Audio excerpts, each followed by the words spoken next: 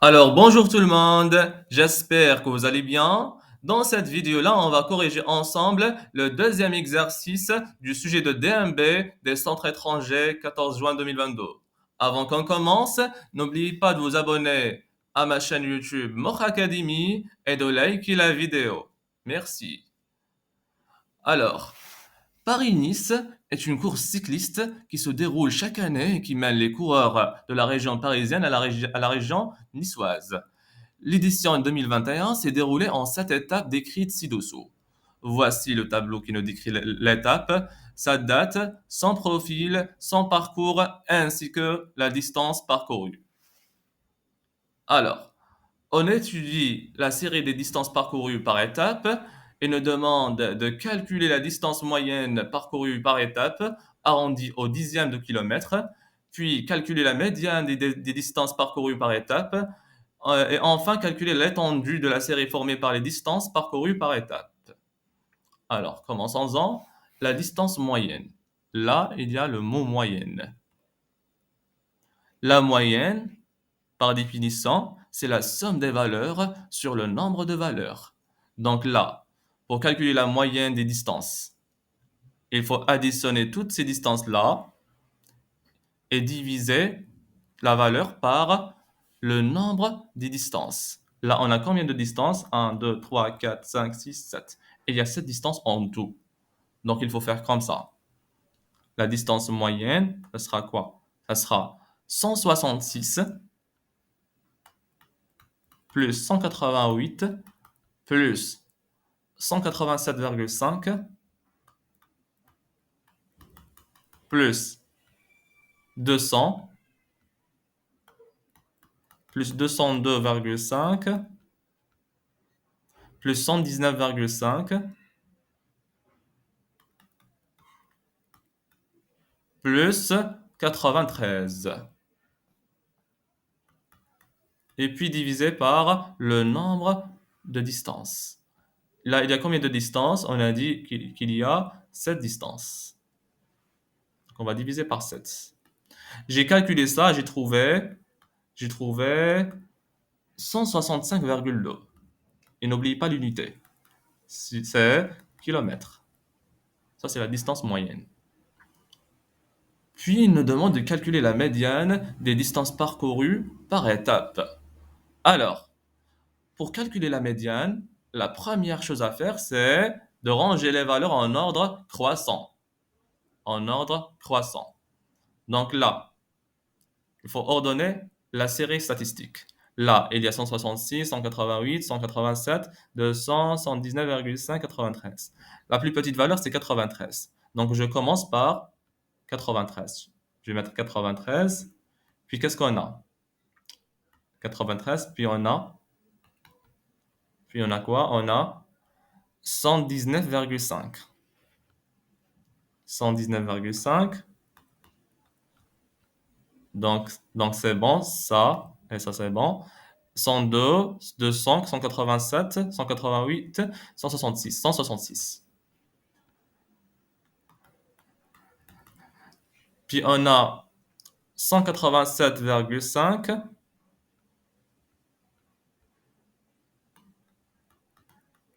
Puis on a 188. Puis on a 200. Puis on a 202,5.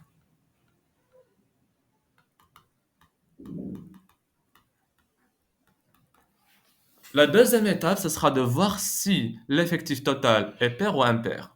L'effectif total, c'est-à-dire le nombre total des valeurs. 1, 2, 3, 4, 5, 6, 7. Alors, l'effectif total est 7. 7 est impair. Donc, la médiane, ça sera, la médiane sera quoi? Sera la septième plus 1 sur 2 valeurs. C'est-à-dire, 7 plus 1 sur 2, ça fait quoi? Ça fait 8 sur 2, ça fait 4. Donc, ce sera la quatrième valeur. La quatrième valeur de la série statistique. Ça, c'est la première valeur. Ça, c'est la deuxième. Ça, c'est la troisième. Ça, c'est la quatrième. Donc, la médiane, c'est 187 14,5 km. D'accord. Par définition, la médiane, c'est la valeur qui divise la série statistique en deux. D'accord. En deux séries, euh, en deux séries égales. D'accord. C'est-à-dire là, par exemple, 187,5, il divise toute la série statistique en deux séries. Voici la première, elle contient trois éléments, et voici la deuxième. Elle contient aussi trois éléments. Très bien. Maintenant, la question C nous demande de calculer l'étendue de la série formée par les distances parcourues par étape. L'étendue. L'étendue. Alors, par définition, l'étendue, c'est quoi? C'est la valeur maximale moins la valeur minimale. La valeur maximale, c'est 202,5. La valeur minimale, c'est 93. Donc, on va faire 202,5 moins 93 et ça nous donne 109,5 km. Voilà. La deuxième question, il nous dit quoi? Il nous dit un journaliste affirme environ 57% du nombre total d'étapes de cette édition se sont déroulées sur un parcours accidenté. Accidenté. A-t-il raison? Expliquez votre réponse. Alors là, il nous donne un pourcentage. Ce pourcentage signifie quoi? Le pourcentage de quoi? 57% du nombre total d'étapes de cette édition se sont déroulées sur un parcours accidenté. Accidenté. Donc, en fait, c'est le pourcentage des étapes qui se sont déroulées sur un parcours accidenté. Alors, d'après le tableau, donc pour dire est-ce que cette affirmation est vraie ou bien non, il faut calculer le pourcentage des parcours accidentés, d'accord? Donc là on a un, 2, 3, 4 parcours accidentés, 4 profils accidentés. Sur combien de parcours? Eh bien, on a un, 2, 3, 4, 5, 6, 7. Donc, le pourcentage, ça sera quoi? Le pourcentage, ça sera 4 sur 7. 4 sur 7 fois 100. Il faut multiplier par 100 pour avoir un pourcentage. 4 sur 7, c'est la proportion des parcours accidentés. Pour avoir ça en pourcentage, on va multiplier par 100. 4 sur 7 fois 100, on va avoir une valeur de l'ordre de 57,1%. Presque 57% si on arrondit à l'unité. Très bien. Donc, l'affirmation est vraie. Donc, on va dire, elle a bien raison, d'accord? Le journaliste a bien raison. Le journaliste a raison.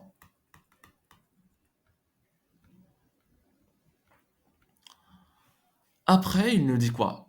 La troisième question, il nous dit l'Allemand Maximilian Schachmann a remporté la course en 28 heures et 50 minutes.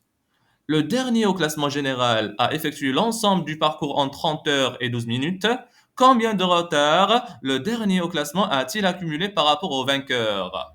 Combien de retard le dernier au classement a-t-il accumulé par rapport au vainqueur? Le retard, c'est la différence de temps, n'est-ce pas? Entre le dernier au classement et Monsieur Schachmann.